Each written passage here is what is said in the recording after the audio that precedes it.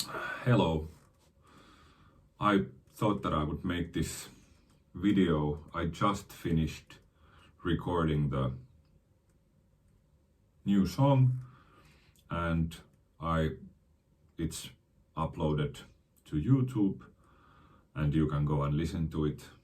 I had some ideas that I thought that I would share with you about the recording and maybe recording or the way I like to do things in general with these instrumental songs that I have. These are my personal ways of doing things, and if you like them, go go ahead and use them. If you don't like them, go ahead and not use them. It's your thing and it's my thing, but I have some ideas that might be fun or interesting to you. So when I was recording this new song called Kantele, it's a Finnish word for a very traditional Finnish instrument, and I recorded it. It was the third take, so I played it once. It was okay. I thought that I might try again just for the fun of it. Usually the first take is good, but I always almost want to do a second one just for the fun of it. And then during the second take, I made a mistake that was too big to leave in. So then I tried the third one, and the third one was the one that I ended up choosing for the final version of it. And that's the pattern that happens with me almost exclusively when I'm recording my own songs. If you've listened to my songs I have on the debut album called Prologue, there's 8 instrumental guitar songs, and with the exception of the last song, it's always the same kind of procedure that takes place. You record it once, usually that's good, sometimes I leave it. Almost the first take happens very seldom, but usually I play it once, it's good, I want to do it again, it's even better, I end up choosing the second take, or there's a mistake and it's too big of a mistake to leave in, and then I play it the third time, and the third time is as good as the first one or better, so usually I end up choosing the third one. And the exception to the rule was on the first album, the last song, the Sunset song. It's a first take because I didn't have the song composed in any way until I went to record a different song, and I was playing with the tuning and like noodling around it, and one thing led to another, and there was a song that was beginning to take place, and there was a song that I was starting to hear, and then pressed play, and it's a first take, and that's a song that I don't remember the tuning to. Usually now when I play it, or not usually, always when I play it now, I played it in standard tuning, but the recording is not in standard tuning because the low E string is tuned 2 steps down to C, so it's really low. It sounds great, but like I said, I don't remember the tuning. So first lesson, remember to write things down, write your ideas down, like David Lynch would say, and write your tunings, or even better, write them down and do a video of yourself playing a demo so you know how to play it, especially if you're dealing with non-standard tunings. So the other thing that I wanted to give my 2 cents was about the fact that there's not a perfect take in the sense that you could play anything while making zero mistakes. There's always going to be mistakes, and mistakes are the thing that makes it human in a way. There's mistakes in the Kantele song that I just posted, and I'm happy for them to be there. It's not the end of the world, and it's not too bad. Of course, if it's like a grand mistake or something, then I usually want to do the third take. But it's not the point to play perfectly. For me, it's my idea is to play the song from beginning to end as a single take. I'm not a fan of cutting and pasting and making up the song from like 5 different takes. Everything you see when I'm doing or when I'm playing, or all of the songs you listen from Spotify or from anywhere, they're all I'm not saying that they're first takes, but they're whole takes. There's no editing done in any way, like pasting from one take to another. And I have it's my personal preference, and it's my rule, and you can do whatever you want. Don't think that I'm saying this for anyone else, but I have this idea that the end game for me is to play my songs live. I really like that. I think that's kind of the thing for me, even though I haven't played a single show this year, and last year I only had a few, but I'm hoping to play more live. I really love it. It's the best for me. I think it's the best, and I have this idea that I can't do the editing live, so why would I do it in the studio? It doesn't make sense to me. I want to learn how to play the song so I know how to play it, and if I make a mistake, that's okay. If I get 98% of the song correctly, I don't really care about the 2%, and it's my song, so the joke's on me. in a way, I don't care about it, and neither should you. But it's not a problem for me, and I think that's the main thing. When you're doing your own stuff, playing your own songs, don't let perfect be the enemy of good. I think that's the way the saying goes, and I really like it. If I would try to do it perfectly, I don't think I would never get the song down, the Kantele song. At least I would have to take maybe 50 takes, and that's another thing that is, at least it's not for me. When I was recording the first album, I had this opportunity. I was in a music school back then, a few years ago, and I had this rehearsal space that I could book for free for myself. It wasn't a studio or anything. It was like this small bedroom-sized room that was acoustically soundproof, and it was quiet and dead in a good way. So there's no echo or anything like that. So I would go there and I would record every Sunday, and maybe I would record 2 or 3 songs. 3 songs would be like really max. Usually it would be 1 or 2, but maybe someday I would do 3. And the way it would go is, like I said, 1 to 3 takes. Usually 2 or 3.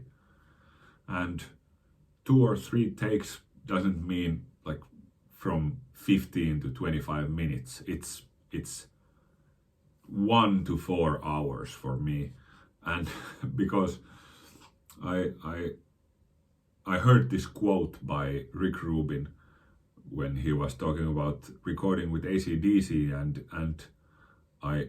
it really resonated with me, because I feel the same way about recording in general. It's not a marathon, it's a sprint.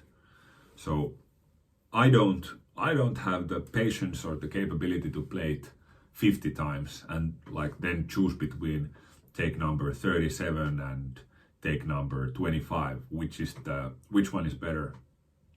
When I go to record, I can maybe do it 4 times. If I'm really pushing it, it's 4 times. But usually 2 or 3 would go. And maybe it means like playing 2 takes, then thinking that okay, I'm gonna do the third one. Let's take a break for an hour at least, and maybe grab a coffee and chill out for a while, and then try it again. That would be the way I would do it, and it works for me. It works great for me. And of course, there's a lot of practice that goes between the recording sessions. I usually had only time on Sundays for recording. So I know, like, it's Monday. I know that I'm gonna record 2 songs on the next Sunday, and I know what they're gonna be. I'll spend the whole week practicing them whenever I have the chance. And of course, I've done the songs, I've composed them, and I've been playing them for a lot already. But especially when I know that it's recording time, I'm gonna practice those like crazy. So when I'm going to the recording studio, I know that it's gonna be at least 1 good take and maybe a really good take, like maybe like close to perfection take. But at least there's gonna be 1 good take. And of course there was days that you would play 3 or 4 takes and you're like, this might not happen, and then see you next week. And then you would try it again, and then next time you try it, it's the second take or the third, and you're like, when you're playing the second and third take, you're choosing between 2 really good ones, and there's really no difference between them. It's just a personal preference which one you like.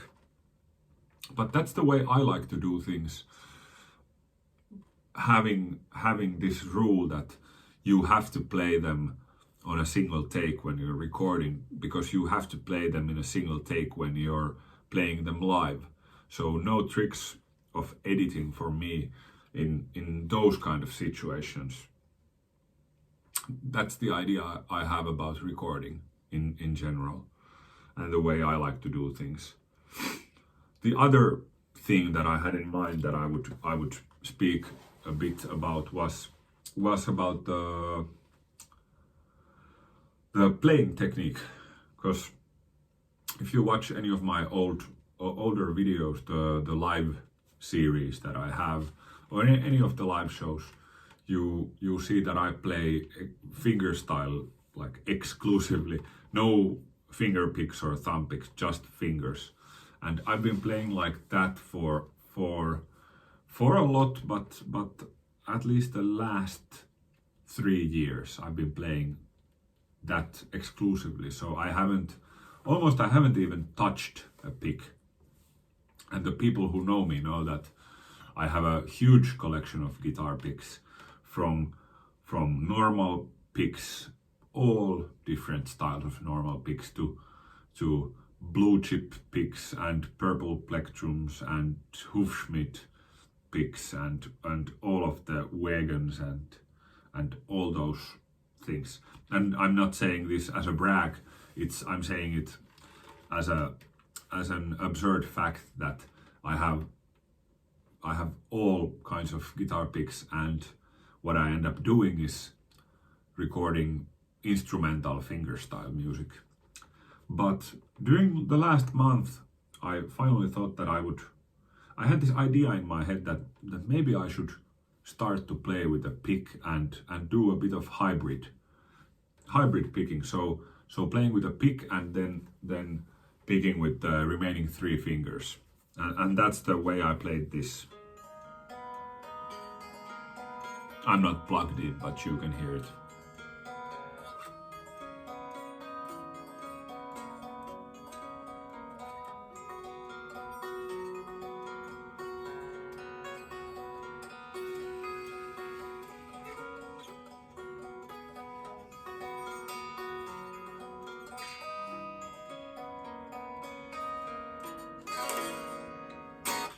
and I had this hunch, I had this idea that this is the ultimate technique, playing with the pick, so you have the possibility to strum really, really powerfully, and you have the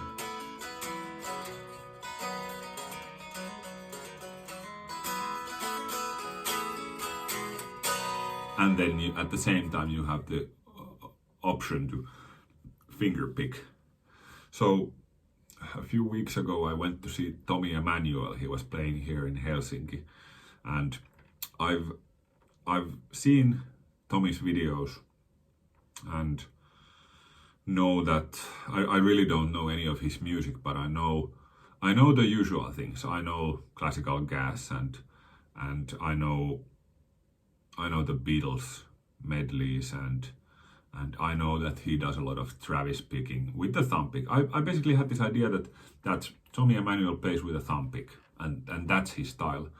And when I saw him live, I was blown away by the fact that was maybe 20% of the whole show, and the rest of it was playing with a flat pick, just strumming and playing like flat pick style melodies and stuff in the middle, and then and flat picking, and then playing hybrid, so playing with a pick and 3 fingers.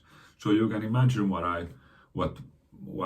my mind was going through when just a few days earlier I'm like, this might be the ultimate technique, and then I go to see Tommy Emmanuel using the ultimate technique to his advantage.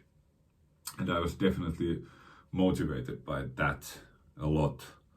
I've been after that I've been practicing like crazy for getting my fingers to work, because I don't know if this is just me or is it quite normal, but at least for me the index and not index, sorry, pinky and ring finger are basically like interlocked. They're I can't move them. And especially in the Kantele song, you can hear it. It always has those two boom ba ba. It's always pinky and ring finger. So I've been getting a workout playing that song, and I'm getting better every day in it. I haven't learned all my own songs with the new technique. It's too difficult. But also I think it's great to move on. I think, at least for me, I feel like when now I'm in the process of making new songs, and there's ideas that start to